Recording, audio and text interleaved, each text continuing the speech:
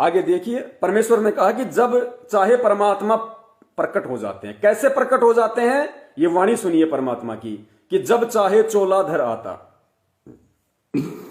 दुख मेटे और सुख का दाता, दुख मेटे और सुख का दाता, पूर्ण ब्रह्म है आप विधाता, पूर्ण ब्रह्म है आप विधाता। जब चाहे चोलाधर आता, जब चाहे चोलाधर आता, हुआ सुल्तानी का खवास बधाई में बांटूंगी, मारे हुआ पाठ पर कास बधाई में बांटूंगी।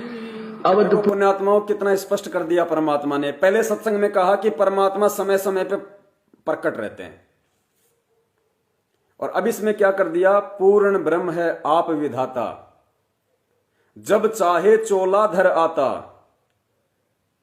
परमात्मा जब चाहे चोलाधर आता। चोलाधर आने का मतलब है प्रकट होना, जन्म लेके नहीं आता। जब चाहे चोलाधर आता, चोला यानी दूसरे के शरीर का इस्तेमाल करते हुए। तो जब चाहे चोलाधर आता। पुण्यात्माओं कितना गहरा ये वाणी का अर्थ है कि पहले परमेश्वर ने कहा कि परमात्मा समय समय पे पृथ्वी पे प्रकट रहते हैं। इस वाणी में कह दिया पूर्ण ब्रह्म है आप विधाता, और जब चाहे चोलाधर आता। जब चाहे चोलाधर आता, तो बताओ उसकी मर्जी, मर्जी का मालिक जब चाहे प्रकट हो जाए, जब चाहे चोलाधर के आ जाए। अब देखिए आगे कितनी गहरी बात, कितनी गहरी बात।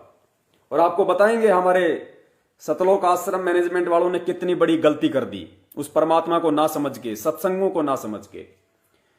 इस छोटे से सत्संग में परमात्मा ने यह कहा है कि गरीबदास जी महाराज जी ने, पुण्यात्मा ध्यान से सुनना, गरीबदास जी महाराज जी ने अपने ग्रंथ में विश्व की प्रत्येक भाषा का प्रयोग किया है। यानी जो सदग्रंथ साहिब है, जिसका 3 दिन का पाठ फिलहाल मुंडका, रोहतक, भिवानी वगैरह में चल रहा है पिछले 70-80 दिनों से, धर्म को धंधा बना के।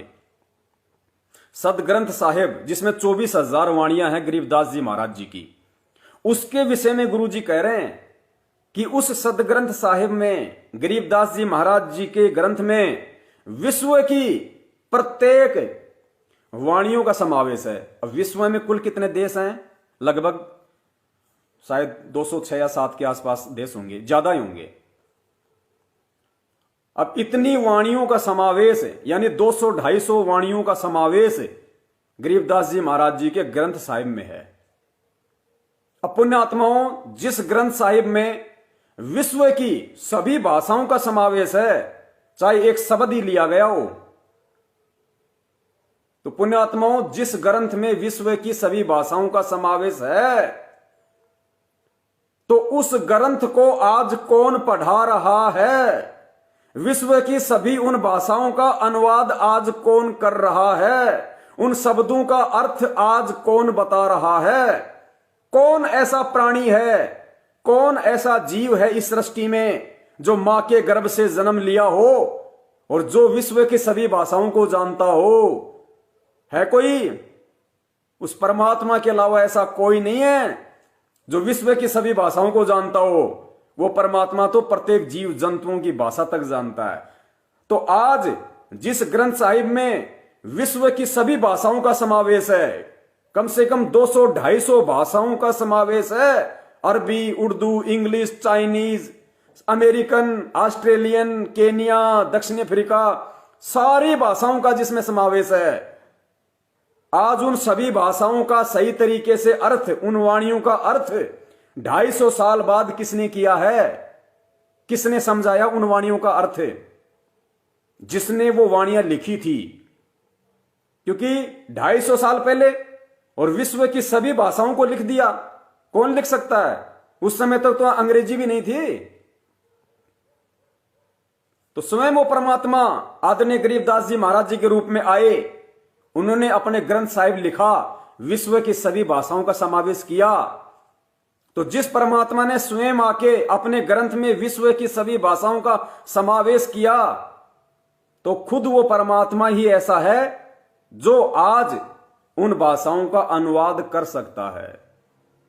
तो पुण्यात्माओं, इसलिए परमात्मा को सर्वज्ञ कहा जाता है। सर्वज्ञ, हर चीज को जानने वाला। तो इस पृथ्वी पे ऐसा आज कौन है? ऐसा एक भी जीव का नाम बता दो, ऐसे एक भी इंसान का नाम बता दो जो विश्व की सभी भाषाओं का जानकार हो। क्योंकि जीव कभी भी विश्व की सभी भाषाओं का जानकार हो ही नहीं सकता। तो आज इन विश्व की सभी भाषाओं का अनुवाद करके कौन बता रहा है, उनका अर्थ कौन बता रहा है? चाहे डिक्शनरी खोल के बैठ जाओ। कौन? परम पूज्य सतगुरु रामपाल जी महाराज। तो भाई वो जीव कहां से हो गए और तुमने किसका जन्मदिन मना दिया? तो पुण्यात्माओं, ये परमात्मा का छोटा सा सत्संग और ये बात ये साबित कर रही है, ये पॉइंट है, संकेत है कि विश्व की सभी भाषाओं का समावेश जिस ग्रंथ में है, और उस ग्रंथ को आज यदि कोई पढ़ा रहा है, उन वाणियों का अर्थ यदि कोई समझा रहा है, तो समझाने वाला कौन है? स्वयं कबीर परमात्मा सतगुरु रामपाल जी महाराज जी के रूप में। सुनिए मालिक की वाणी।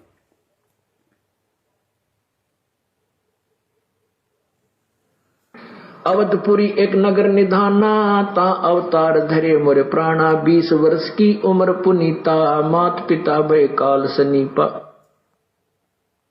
पड़ा काल दुर्भिक्षता ही, पृथ्वी डोल गई रे भाई। करुण जी को बता रहे हैं काकभूषण जी के भाई, एक बार जब मैं 20 वर्ष की उम्र का था, एक दुर्भिक्ष काल, बहुत भयंकर काल पड़ा और मेरे माता पिता सब मृत्यु को प्राप्त हो गए। पड़ा काल दुर्भिक्षता ही, पृथ्वी डोल गई रे भाई। कहते पृथ्वी भी डोल गई, इतना वहां पर नरसंहार हुआ, मर गए दुनिया, प्राणी सब, पशु पक्षी तरफ तरफ के मर गए। पड़ा काल दुर्भिक्ष अपारा, मनुष्य मनुष्य का करे आहारा। कितनी प्यारी लैंग्वेज बोली जा रही है गरीबदास साहेब जी, जो कभी पढ़े नहीं थे और अशिक्षित थे, और कितनी अच्छी लैंग्वेज उन्होंने बोला है। ये वो विद्वान थे। एक अक्षर एक कोई भाषा विशेष के जानकार होने से विद्वान नहीं होता। जैसे कोई संस्कृत जानता है तो उसको अंग्रेजी नहीं आती, वो किसा विद्वान, उसने फारसी नहीं आती, पंजाबी नहीं आती। तो कबीर, ये परमात्मा जो है गरीबदास जी महाराज और कबीर साहब जी, प्रत्येक लैंग्वेज को जानते थे। पृथ्वी पर जितनी भी भाषा है वो सभी का इन अपनी लैंग्वेज में, अपनी अमर वाणी में प्रयोग किया। कबीर जी और गरीबदास जी महाराज दोनों विश्व की प्रत्येक भाषा के जानकार थे, और उन्होंने विश्व की सभी भाषाओं का समावेश अपनी वाणी में किया है। सुनिए दोबारा ध्यान से। संस्कृत जानता है तो उसको अंग्रेजी नहीं आती, वो किसा विद्वान, उसने फारसी नहीं आती, पंजाबी नहीं आती। तो कबीर, ये परमात्मा जो है गरीबदास जी महाराज और कबीर साहब जी, प्रत्येक लैंग्वेज को जानते थे। पृथ्वी पर जितनी भी भाषा है वो सभी का इन अपनी लैंग्वेज में, अपनी अमर वाणी में प्रयोग किया हुआ है। तो इसी सिद्ध है कि ये विद्वान थे। और कबीर जी ने और गरीबदास जी महाराज जी ने विश्व की सभी भाषाओं का अपने ग्रंथों में समावेश किया है। इससे यह सिद्ध होता है कि वो विद्वान थे। तो पुण्यात्माओं, जब कबीर जी और गरीबदास जी महाराज जी ने अगर विश्व की सभी भाषाओं का समावेश अपने ग्रंथ में कर दिया है, तो आज उन समावेश की गई भाषाओं को यदि कोई खोल के बता रहा है, उन विश्व की सभी भाषाओं के जो शब्द हैं उनका जो अर्थ बता रहा है, कौन बता रहा है? वही बता सकता है जिसने अपने ग्रंथ में पहले समावेश कर दिया था, दूसरा नहीं बता सकता। स्वयं कबीर परमात्मा हमारे गुरुदेव के रूप में हैं, ये संकेत हैं। परमात्मा ऐसे ही बताएंगे, कभी नहीं कहेंगे आमने सामने। बहुत सारे भाई कहते हैं ना कि भाई कौन गुरुद्रोही है, कौन सही है, मैनेजमेंट सही चल रहा है या सत्सेवक सही चल रहे हैं, इसका फैसला तो गुरुजी करेंगे आने के बाद। गुरुजी नहीं करेंगे। भैया इस बहम में मत रह जाना, अपना समय बर्बाद मत करना। कहे कबीर सोए जन मेरा, जो नीर खीर का करे निवेरा। ये तत्व ज्ञान जो परमात्मा ने दिया है, इस तत्व ज्ञान रूपी दूध की जो खीर आपको परमात्मा ने पिलाई है, ये खीर को परमात्मा ने खुट्टी पे टांगने के लिए नहीं दी थी। ये तत्व ज्ञान रूपी बैलेंस, ये टॉर्च आपको परमात्मा ने दी है, खुद निबेरा करना पड़ेगा। परमात्मा नहीं बताएगा कि क्या सही है क्या गलत है। जो परमात्मा ने बताना था सत्संगों में बता दिया। आप सत्संगों को आधार बनाओ। इस बहम में मत रहना कि गुरुजी जेल से आएंगे तब बताएंगे कि गुरुद्रोही कौन है और गुरुमुखी कौन है। तब तक तो बहुत कुछ होलेगा, कुछ बचेगा नहीं जानने के लिए। लैंग्वेज में अपनी अमरवाणी में प्रयोग किया हुआ है। तो इसी सिद्ध है कि ये विद्वान थे। और जब वो ट्रीटमेंट में आता है, सत्संग में आता है, तो उसको प्रारंभ में तो ये सत्संग कति कड़वा लगेगा। और इसका इलाज क्या है? ये कड़वा लगे चाहे मीठा लगे, ये तो आपने घंटे 2 घंटे इस सत्संग को सुनना ही चाहिए। ये कड़वा लगे ना अच्छा लगे तो भी सुनना ही चाहिए। जैसे कुनीन की फांकी हम ना चाहते हुए खाई मार ही जाते हैं, लगा जाते हैं। और वही कड़वी दवाई जो हमारे बुखार को समाप्त करती है, नष्ट रोग को नष्ट कर देती है, फिर हमें वही आहार अच्छा लगता है। ऐसे ही ये परमात्मा के वचन जो हैं, यही कानों के माध्यम से इंजेक्शन रूप में आपके अंदर जाते हैं और धीरे धीरे आपके अंदर जो पाप हैं, क्योंकि कुछ ऐसे पाप होते हैं जो वाणी से, इस ज्ञान यज्ञ से नष्ट होते हैं। परमात्मा की वाणी का बहुत जबरदस्त असर होता है। ये पॉइंट है इसमें, इसीलिए दास इसको आगे चला रहा था कि कुछ हमारे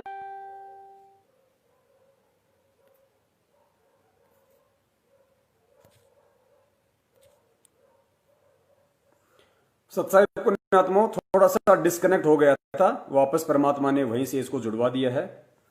तो इस वाणी में परमात्मा ये कह रहे हैं कि कुछ हमारे ऐसे पाप कर्म हैं जो केवल परमात्मा की वाणी सुनने से ही कटते हैं और परमात्मा की वाणी का जबरदस्त असर होता है। इस शब्द पे ध्यान देना कि परमात्मा की वाणी का जबरदस्त असर होता है। कैसे असर होता है? सुनिए परमात्मा की मुख कमल से। एक बार इसको थोड़ा सा और सुन लीजिए कि परमात्मा की वाणी का जबरदस्त असर होता है। और धीरे धीरे आपके अंदर जो पाप हैं, क्योंकि कुछ ऐसे पाप होते हैं जो वाणी से, इस ज्ञान यज्ञ से नष्ट होते हैं। परमात्मा की वाणी का बहुत जबरदस्त असर होता है।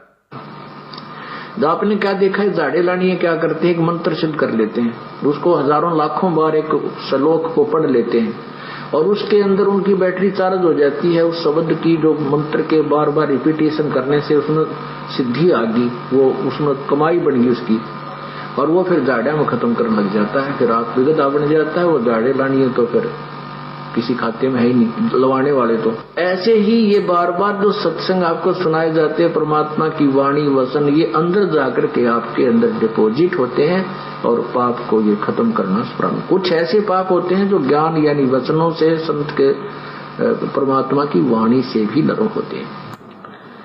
परम कुछ ऐसे कर्म होते हैं, पाप होते हैं जो संत के वचन से यानी परमात्मा की वाणी से ही कटते हैं।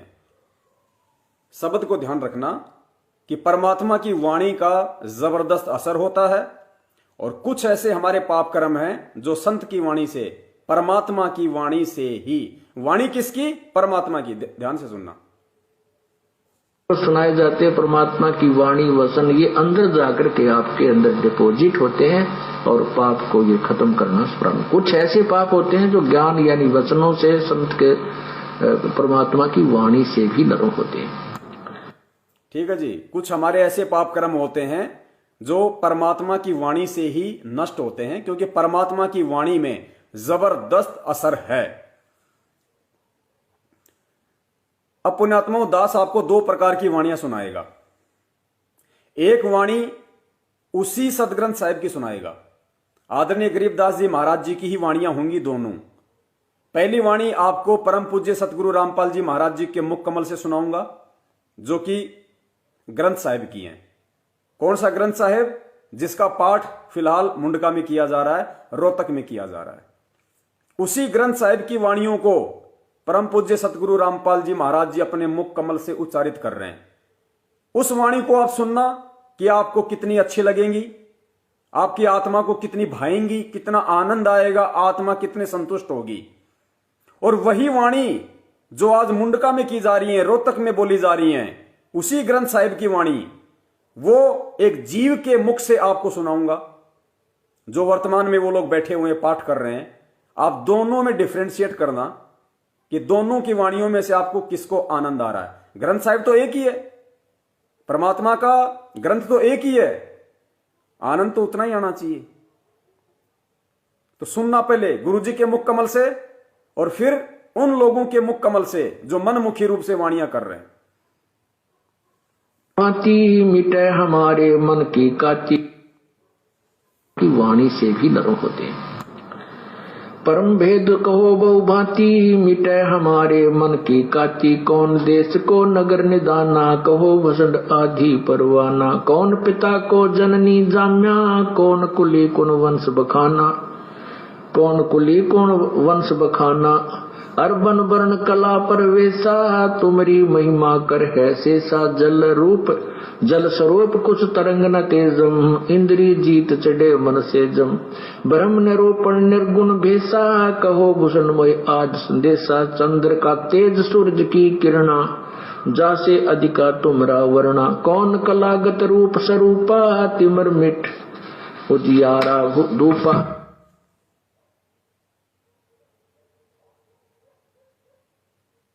तो पुण्यात्माओं, आपने सुना आदरणीय गरीबदास जी महाराज जी का जो ग्रंथ साहिब है, उनमें से जो कागभूषण की कथा है, उस वाणी को परमात्मा ने सतगुरु रामपाल जी महाराज जी ने अपने मुख कमल से उच्चारित किया। तो आप और हम सबको कितनी अच्छी लगी। आत्मा में तीर की तरह चुभती है, पाप कर्मों को क्षीण करती है, नष्ट करती है हमारे पाप कर्मों को। पहले क्या कहा गया गुरु जी के द्वारा कि परमात्मा की वाणी का जबरदस्त असर होता है। किसकी वाणी का? परमात्मा की वाणी का। परमात्मा की वाणी तो बहुत सारे लोग बोलते हैं, बहुत सारी पुस्तकों में लिखा हुआ है, हम पढ़ते हैं, हमें आनंद नहीं आता। लेकिन जब गुरु जी उन्हीं वाणियों को बोलते हैं अपने मुख कमल से, अपने शब्दों से, तो शहद जैसी लगती हैं, दही बड़े जैसी लगती हैं, कितनी आनंदित करती हैं अपनी आत्मा को। क्यों? क्योंकि वाणी कौन बोल रहा है? परमात्मा। पीछे क्या कहा कि परमात्मा की वाणी जबरदस्त असर करती है। तो पुण्यात्माओं, अभी आपने जो वाणी सुनी वो तो दोहे हैं, वो तो चौपाइयां हैं, वो तो शब्द लिखे हुए हैं। उन शब्दों को वाणी रूप में कौन बोल रहा है? सतगुरु रामपाल जी महाराज जी बोल रहे हैं वाणी रूप में। और पहले क्या कहा गुरु जी ने कि परमात्मा की वाणी जबरदस्त असर करती है। तो वाणी बोलने वाला कौन है? किसकी वाणी है? परमात्मा की। सतगुरु रामपाल जी महाराज जी उस परमात्मा की वाणी है ये। यही वाणियां अब आपको सतलोक आश्रम मैनेजमेंट वालों के मुख कमल से सुनाते हैं। आपको कितना आनंद आएगा आप खुद बताना कमेंट्स करके। अनुपा भेद कहो परमानंद जू का। कहे भूषण तुम सुनो खगेसा तो से भेद कहूं परवेसा। पढ़े पंडित भटकत रहे थी अजो न पाया गामा। जन्म जने ने नहीं वे पर के गाले डोरे गलामा। हमरा बदन कुटिल तन मेला जैसा का राजा माँ। ये तुम्हारे आनंद आ रहा है ना? आनंद आ रहा होगा परमात्मा की वाणियों का। अजो न पाया गामा। जन्म जने ने नहीं वे पर के गाले डोरे गलामा। हमरा बदन कुटिल तन मेला जैसा का राजा माँ। ये तुम्हारे चरण कमल के पर से पहुंचेंगे सतदामा। अजापा जाप जपो निस्वासरी सुमरण करो उरामा। दास करीबे अगमन रागे चिन्नो अलपेलामा। ओ दो शब्द अतीत सही करी ताते अमृत प्याला पी कैरी। रसना से की चर्चा कैसी जब उन मन जरी लागी। गावन दावन सभी छूटा चिन्ना पदन रागी। ज्ञान ध्यान दोरे महोले लेकी लपट जहूरा। सुरती नृत्य सुन मंडल मेला बाजे अनहद दूरा। अक्षर दाम दरे डोरी दरी बे जहाँ बिरछा भंग उदासी कबीर परमा आया आनंद? क्यों नहीं आएगा भाई? परमात्मा की वाणी आया, आनंद तो आना चाहिए ना।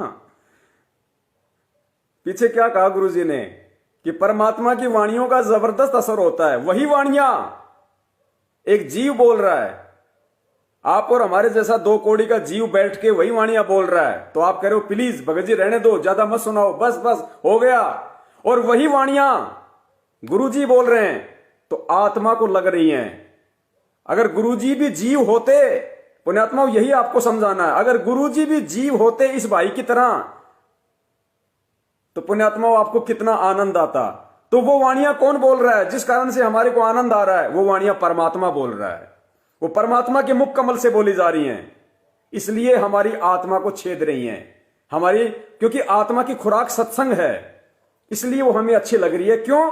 क्योंकि संत रामपाल जी महाराज जी को जीव नहीं है। अगर वो भी जीव होते तो उनके मुख से बोली गई वाणियां भी वैसी लगती जैसा ये भाई बोल रहा है। इससे क्या साबित होता है कि वही वाणियां जीव बोलता है तो अच्छी नहीं लगती, क्योंकि वो जीव है, वो परमात्मा के विधान को बता ही नहीं सकता उस हिसाब से जिस हिसाब से परमात्मा बताते हैं। और परमात्मा उस चीज को बोल रहे हैं, उन्हीं वाणियों को परमात्मा बोल रहे हैं, उसी सतग्रंथ साहिब की वाणियों को। तो ऐसा मन करता है कि परमात्मा चलती रहे। एक बार सुन लेते हैं शुरुआत से परम पूज्य सतगुरु रामपाल जी महाराज जी के मुख कमल से, उसके बाद ऑटोमेटिक मुंडका वालों की चलेगी, खुद डिफरेंशिएट कर लेना।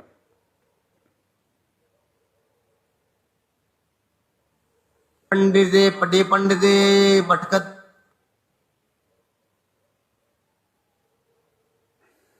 होते।